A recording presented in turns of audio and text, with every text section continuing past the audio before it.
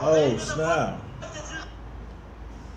What's up, fight fans? This is Kurt DeVille with Counterpunch Boxing News, and I have some new news concerning Dereck Chisora, David Price.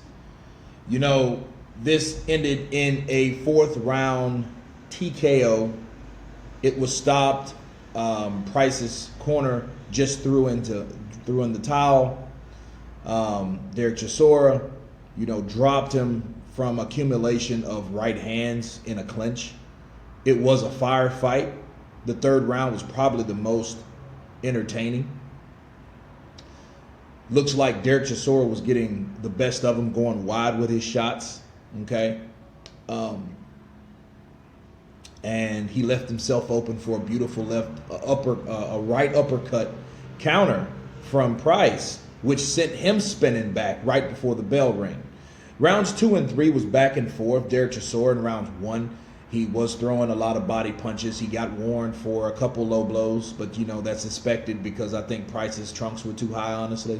But those body blows did take something out of the tank, I feel, and it took effect early on, okay? Because we knew that the pressure will be applied from Dereck Chisora. So Dereck Chisora came vicious like he did with Spilka. It was kind of traces of there. It wasn't as, vicious because David Price, of course, did beat the count. He got up on 7, but his corner seen that as, hey, you can't beat this guy and you're only probably going to get hurt. It was a good call. And I think due to the sudden deaths, I think that's why they were like, no, he will live to fight another day, healthy and ready, okay? Remember, David Price took this fight on a short notice. Okay, so he did a good job with what he had. I feel that this fight was a good matchup. Of course, both of these guys were on the Dillian White, Oscar Rivas undercard, and they had some good performances. So it only made sense for this fight to happen inevitably anyway. So it was a good call. It was a good fight.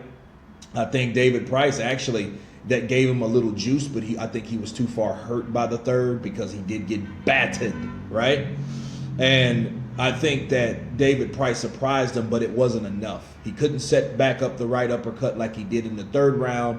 And by that time, I think the body punches and the accumulation of the punches upstairs when Chisora went wide, especially with that right hand, because he knew how to throw it at a taller fighter.